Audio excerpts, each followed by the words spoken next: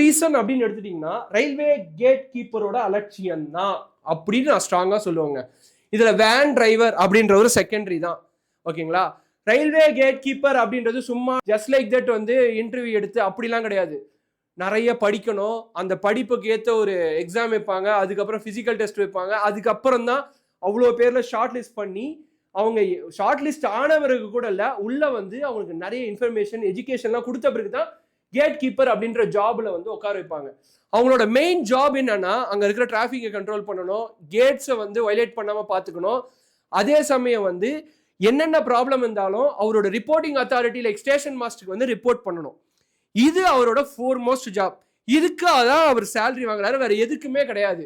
நீங்க போய் அங்க இருக்கிற லொக்காலிட்டி கிட்ட போயிட்டு நீங்க போயிட்டு சாப்பாடு கொடுங்க, அது கொடுங்கன்னு எதுவுமே கேட்க போறது கிடையாது. அவங்கள வந்து உங்களுக்கு ஹெல்ப் பண்ண போறது கிடையாது. ஸோ இதுதான் அவரோட ஃபோர்மோஸ்ட் ஜாப். அப்படி இருக்கும்போது இவர் அதை பார்த்துருக்கணும்.